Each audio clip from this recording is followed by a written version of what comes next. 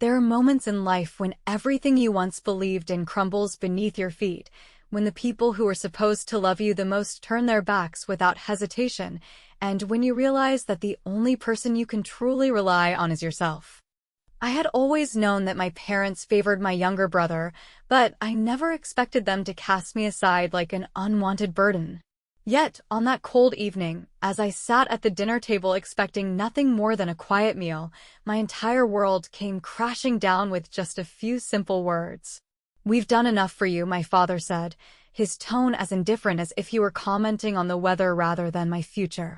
"Your brother needs the extra room, and frankly, it's time for you to stand on your own 2 feet. We have nothing to give you now." I blinked, my mind struggling to process what I had just heard. My mother sat beside him, her hands folded neatly in her lap, her eyes refusing to meet mine, as if she knew this was wrong, but had already resigned herself to their decision. I searched her face for any sign of remorse, any flicker of hesitation, but there was nothing. "But my tuition," I started, my voice quieter than I intended, each word feeling like it was caught in my throat. "You'll figure it out," my father interrupted before I could even finish my sentence, waving a dismissive hand as if my education, my dreams, and my very existence were an inconvenience to him. "Earn and eat for yourself. We aren't running a charity here." A sharp pang of betrayal shot through my chest, and for a moment, I felt like the air had been sucked out of the room. I had always known my younger brother was their favorite, the golden child who could do no wrong, but I never imagined they would go as far as throwing me out just to make space for him. I looked at my mother again, hoping she would speak up, that she would tell me they didn't really mean it, that this was some sort of cruel joke.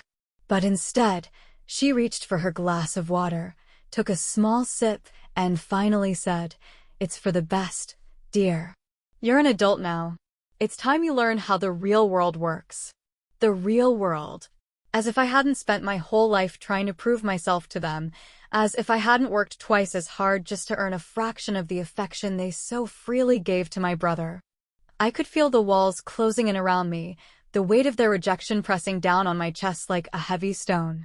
I wanted to scream, to demand an explanation, to ask them how they could look at their own daughter and feel nothing but indifference. But I already knew the answer. They had never truly seen me as their child, not in the way they saw my brother.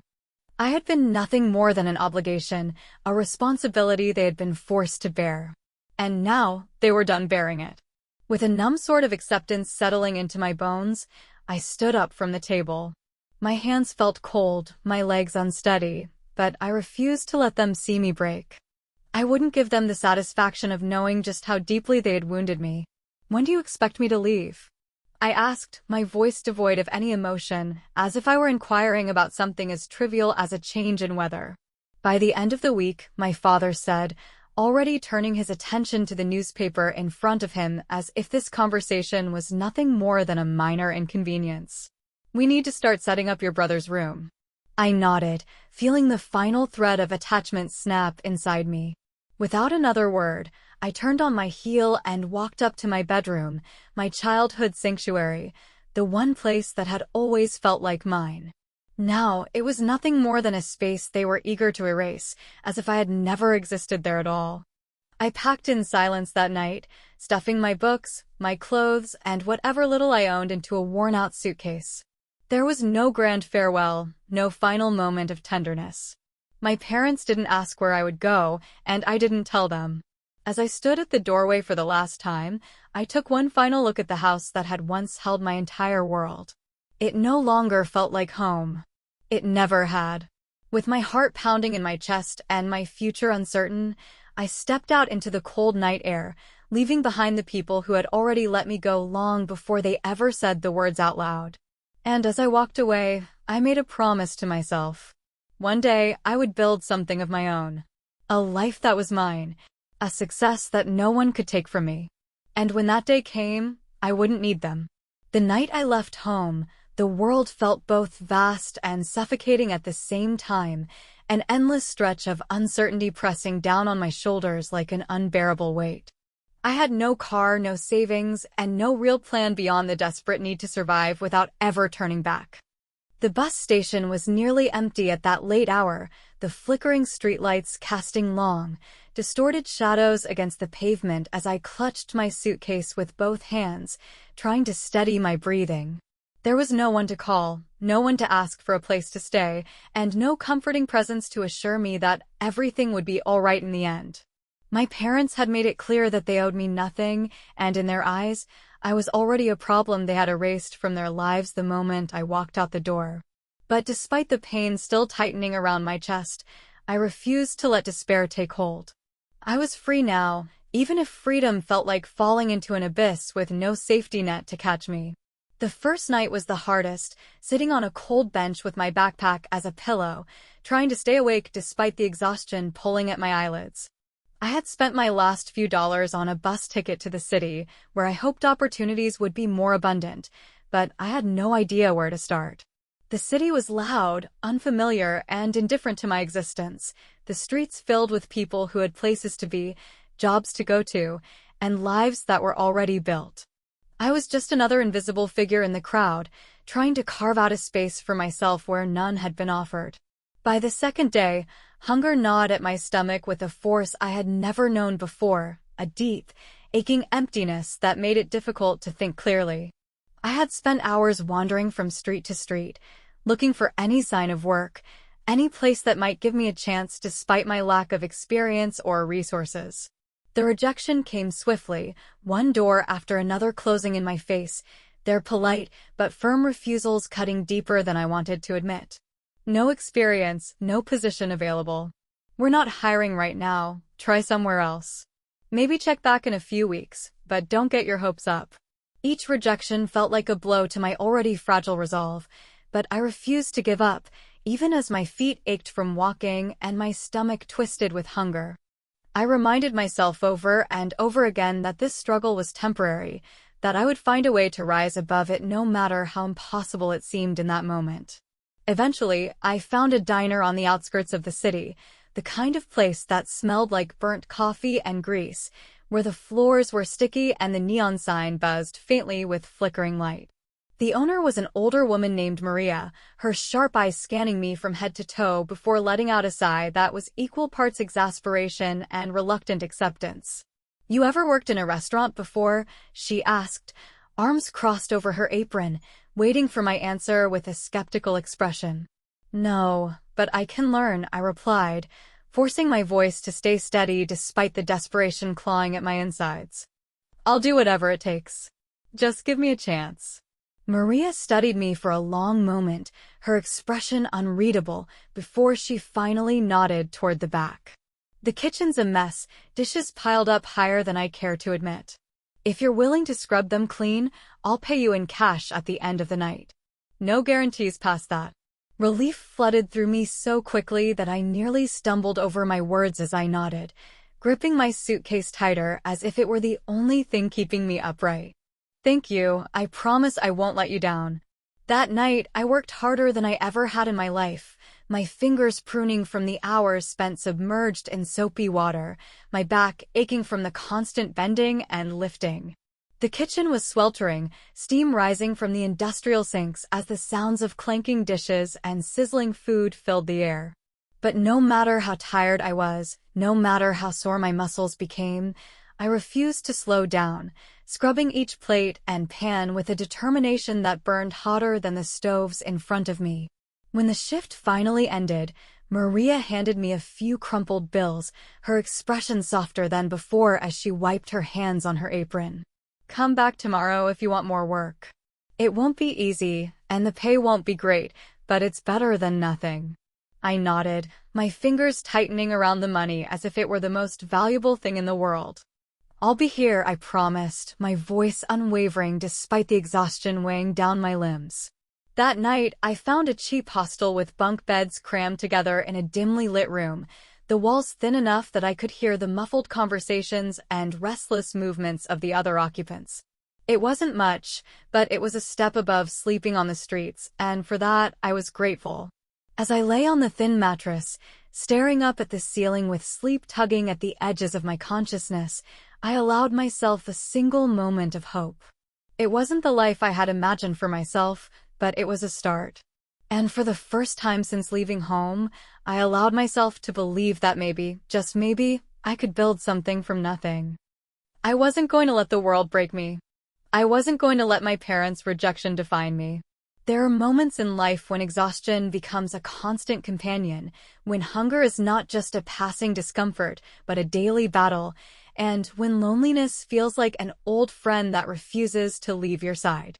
Those first few months in the city tested me in ways I had never imagined, pushing me to the very limits of my endurance. Each day felt like a cycle of survival: work until my hands ached, eat just enough to quiet the hunger, sleep in a crowded hostel where privacy was nothing more than a dream, and then wake up to do it all over again. The diner became the center of my world, a place where grease stained my clothes and exhaustion clung to my skin like a second layer.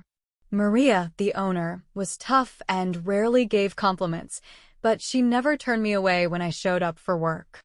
I started as the dishwasher, scrubbing until my fingers ached, but after a few weeks, she let me bus tables. That small shift felt like a victory, a sign that I was inching forward, no matter how slowly. One evening, as I wiped down the counter after closing, Maria leaned against the doorway of the kitchen, watching me with that sharp, calculating look she always had when she was deciding something. "You work harder than most people I know," she said, her voice carrying none of the softness most would expect in a compliment. "But hard work alone doesn't get you anywhere if you don't have a plan. You got one." I hesitated, my fingers tightening around the damp cloth in my hand. The truth was, I had been so focused on surviving that I hadn't allowed myself the luxury of planning anything beyond the next paycheck. "I want to go back to school," I admitted, the words feeling foreign after being buried for so long. I never finished college. My parents cut off my tuition when they kicked me out, but I was studying business before everything fell apart. Maria let out a small snort, shaking her head as she wiped her hands on her apron. "Parents can be real pieces of work sometimes," she muttered, more to herself than to me. "But if you're serious about school, you'd better start figuring out how to make it happen. No one's gonna hand it to you." That night, I lay awake in my bunk at the hostel, staring at the water-stained ceiling as Maria's words echoed in my mind. She was right. No one was going to save me, and no one was going to offer me the life I had lost. If I wanted to rebuild, I would have to do it myself. Over the next few weeks, I spent every spare moment researching. I visited the library after my shifts, poring over financial aid options, searching for community colleges, and trying to figure out how I could balance work with classes. The idea of taking on more responsibility when I was already struggling felt overwhelming, but I reminded myself that I had come too far to let fear dictate my choices. One afternoon, after weeks of searching, I found a local college that offered night courses in business administration, the very same path I had started before my parents had cut me off. The tuition wasn't cheap, but it was manageable if I saved every extra dollar and applied for grants. The moment I clicked submit on my application, a strange sense of calm washed over me. For the first time since leaving home, I was taking control of my future. Maria didn't say much when I told her, simply nodding before tossing me an extra set of keys to the diner. "You'll be working double shifts on weekends," she said matter-of-factly. "If you're gonna do this, you need steady money. And I don't like hiring lazy people, so don't prove me wrong." I smiled, gripping the keys so tightly that the metal bit into my palm. "I won't," I promised, and I meant it. The first semester was brutal. I worked from early morning until late afternoon, my shifts stretching longer than they should have because I couldn't afford to say no to extra hours. I attended classes in the evenings, fighting off exhaustion as I scribbled notes and forced my tired brain to absorb information. Sleep became a luxury, something I only allowed myself in short, restless bursts. There were nights when I wondered if I had made a mistake, if pushing myself this hard would eventually break me. But every time doubt crept in, I reminded myself of the night my father had told me they had nothing to give me. I thought about the way my mother had refused to meet my eyes, the way my brother had smirked in satisfaction as I packed my things. I refused to let them be right about me. Slowly, things began to shift. The exhaustion never went away, but I learned how to manage it, how to push through it without letting it consume me. I made friends in my classes, people who were also working full-time, juggling responsibilities, fighting for a better future. Their determination fueled mine, reminding me that I wasn't alone in this struggle. Maria, despite her tough exterior, started leaving food out for me at the end of my shifts, a quiet acknowledgement that she saw how hard I was working. No point in starving while trying to get ahead, she muttered one night when I tried to refuse. By the end of my first year back in school, I had moved out of the hostel and into a tiny apartment with peeling walls and unreliable plumbing. It wasn't much, but it was mine, and that alone made it feel like a palace. I had saved enough money to cover my next semester without worrying, and for the first time in years, I didn't feel like I was barely surviving. I was building something slowly, piece by piece, but building nonetheless. One evening, as I locked up the diner after a long shift, Maria stood by the door, arms crossed, watching me with an unreadable expression. "You know," she said, her voice softer than usual.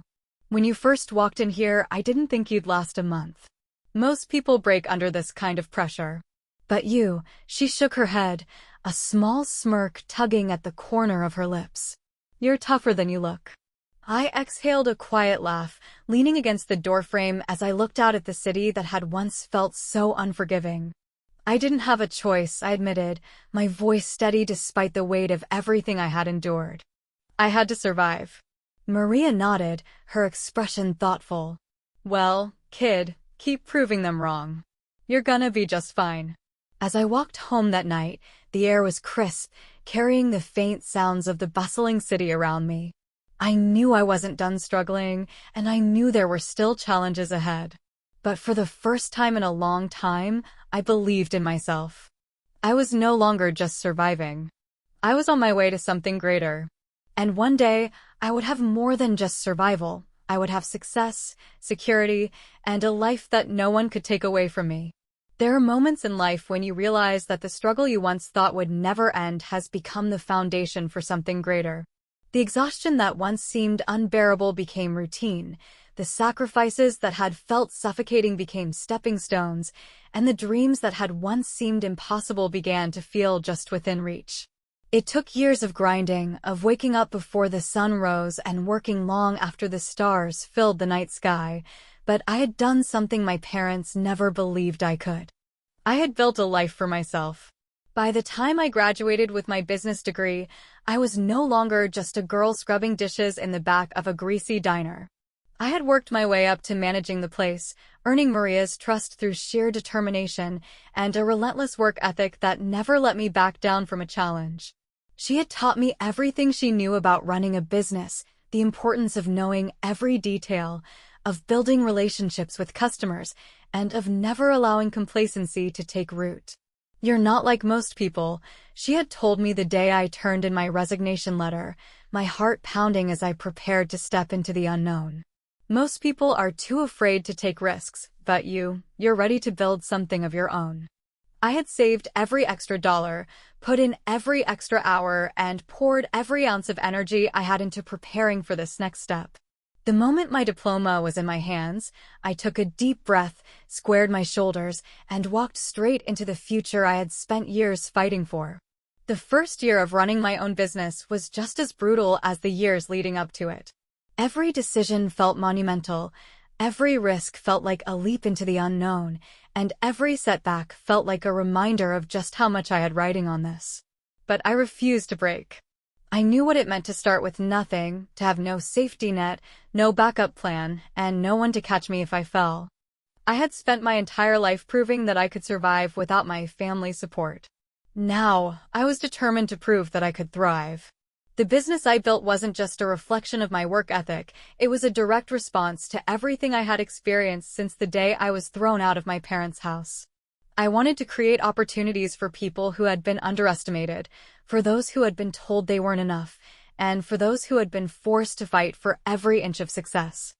I built a high-end cleaning service, one that catered to luxury clients who expected nothing but perfection. I hired people who had been overlooked, single mothers struggling to make ends meet, young students working their way through school, and women who had left behind broken homes in search of something better. I trained them personally, ensuring that they knew the value of their work, that they understood that they were more than just employees, and that they deserved respect no matter where they came from. Slowly but surely, my business grew. What started as a single client turned into 5, then 10, then more than I could handle on my own. I reinvested every dollar back into the company, expanding my services, hiring more staff, and building a reputation that demanded attention. I wasn't just surviving anymore, I was succeeding. And then, 10 years after I had walked out of my parents' house with nothing but a suitcase and a broken heart, fate delivered the kind of moment I never could have planned for.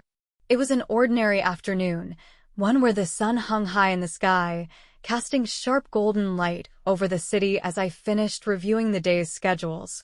My company had expanded to multiple locations, with a growing list of high-profile clients, and I had finally reached the point where I didn't need to oversee every detail myself. But old habits die hard, and I still liked to visit job sites, ensuring that our reputation for excellence remained untarnished. That was how I found myself standing outside one of the grandest houses I had ever seen, a sprawling estate that radiated wealth and excess, the kind of place that looked more like a palace than a home. It was one of my newest properties, recently added to our client list, and I was there to personally ensure that everything was running smoothly. I was reviewing the checklist when I heard a familiar voice, one that sent an unexpected chill down my spine. Well, I never thought I'd see the day. I turned slowly, my heartbeat steady despite the rush of emotions surging through me. There, standing just a few feet away, were my parents. My father's face was still marked with the same unreadable expression he had worn the day he told me I was no longer their responsibility. My mother, dressed in elegant but slightly worn clothes, clutched my father's arm as if unsure whether to approach or retreat. And then, there was my brother. He looked almost exactly the same, perhaps a little heavier, with a slight wrinkle at the corner of his smirking mouth, but still radiating the same arrogance that had made him their favorite. His eyes scanned me from head to toe, taking in my tailored dress, the way I held myself, and the clipboard in my hands. "You're the maid here?" he asked, laughter laced through every syllable, as if the mere thought of it amused him beyond belief. "After all these years, you're still scrubbing floors?" Guess some things never change. I didn't react. I didn't flinch. I didn't give him the satisfaction of seeing even the slightest flicker of emotion cross my face. Instead, I simply smiled. Before I could respond, the grand front doors swung open, and a sharply dressed woman stepped onto the marble entryway, her heels clicking against the stone. She was one of my best clients, a woman known for her influence, her business empire, and her uncompromising standards. She glanced at my parents, then at my brother, before turning her gaze toward me. And then, with a smile, she spoke the words that changed everything. "Ah, there you are," she said, her voice warm with familiarity and respect. "I was just telling my husband about how brilliant you are. It's so hard to find an owner who truly understands how to run a company the right way." I watched as the color drained from my brother's face, his smirk vanishing so quickly it was almost comical. My mother stiffened beside my father, her fingers tightening around his sleeve as realization dawned in her eyes. Owner. Not maid. Not servant. Not the failure they had assumed I would become. I met my father's gaze head-on, unblinking, unwavering, and for the first time in my life, I saw something in his expression that I had never seen before. Regret. But it was too late. I had built my empire without them, and they had no place in it. There are moments in life when the universe presents you with a choice, to seek revenge on those who doubted you, or to rise above their expectations with such undeniable success that their opinions no longer matter. As I stood in front of my parents and my brother, watching their expressions shift from smug amusement to disbelief, I realized that I had been waiting for this moment longer than I cared to admit. For 10 years, I had carried the weight of their rejection, their cold dismissal of my worth, and their unwavering belief that I would fail without their support. I had spent sleepless nights wondering if they had ever regretted their decision, if they had ever questioned whether their golden son had been worth sacrificing their daughter. But now, as they stood before me, their faces pale with shock, I understood the truth. I no longer needed their approval. I had outgrown them. I let the word owner hang in the air, allowing it to settle between us like an unspoken verdict, a reminder of just how wrong they had been. My father's mouth opened slightly as if he wanted to say something, but no words came. My mother blinked rapidly, as if she had just seen a ghost from her past rather than the daughter she had so easily discarded. And my brother, his reaction was the most satisfying of all. His smirk had vanished completely, replaced by a tight jaw and a furrowed brow, the realization sinking in that the sister he had once laughed at had built something far greater than he had ever imagined. The woman who had greeted me, a high-profile client who valued discretion and excellence above all else, tilted her head slightly as she looked at them, her sharp, assessing gaze flickering with curiosity. She had known me only as a businesswoman, someone she trusted to handle high-end services with precision and professionalism. She had never known my past, and yet, in that moment, she could sense the weight of the encounter. "Are these people friends of yours?" she asked, her voice polite but distant, her perfectly manicured fingers adjusting the sleeve of her designer coat. I took a deep breath, allowing myself a rare moment to savor the power I now held. "No," I said calmly, keeping my gaze locked on my father's. "Just some people I used to know." My mother flinched as if I had physically struck her, her lips parting slightly, her fingers clutching the strap of her purse with white-knuckled intensity. My father exhaled slowly, as if struggling to absorb the situation, his once unshakable confidence crumbling before my eyes. My brother's face darkened, his shoulders stiff as he crossed his arms, his usual arrogance cracking under the weight of reality. The client gave me an approving nod, clearly uninterested in whatever family drama had momentarily unfolded. "Well, I won't keep you," she said smoothly, stepping past my parents without a second glance. "I'll see you next week for our usual service. Please make sure everything is arranged the way we discussed." "Of course," I replied effortlessly, my voice steady, my posture unwavering. "You'll receive the updated details in your inbox by the end of the day." She smiled, stepping into her car as her driver held the door open, the luxury vehicle pulling away with effortless grace.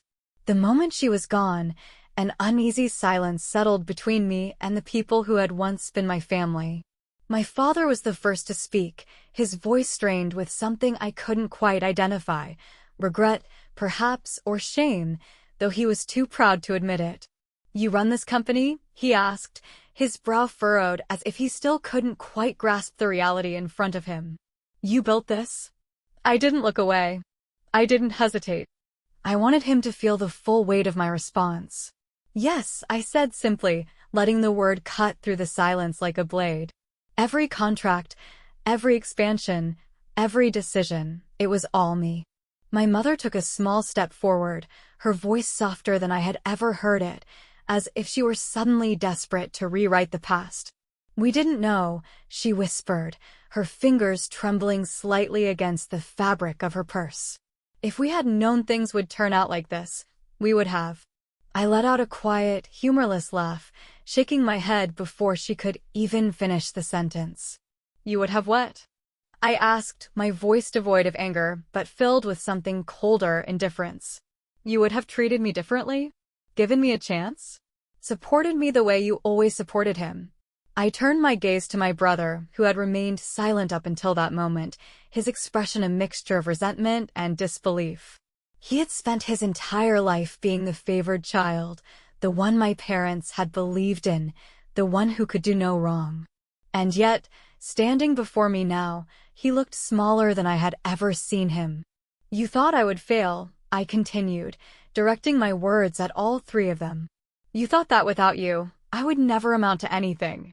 You made it clear that I wasn't worth investing in. And now, here we are."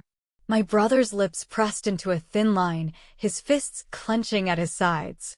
"You think you're better than us now?" He spat, his voice dripping with bitterness, his pride too fragile to accept the reality of my success.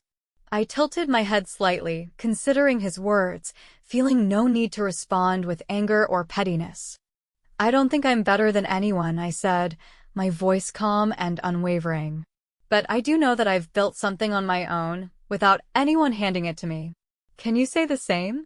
His jaw tightened, but he had no response.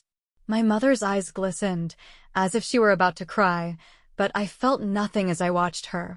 No sympathy, no sadness, no longing for reconciliation. We made mistakes, my father finally admitted, his voice gruff, his shoulders slumping slightly under the weight of the truth. Maybe we were too hard on you. Maybe we didn't see what you were capable of. I let out a slow exhale, feeling the last remnants of their hold on me disappear into the afternoon air. That's where you're wrong, I said, a small, knowing smile touching my lips. You saw exactly what I was capable of. You were just too afraid to believe in it.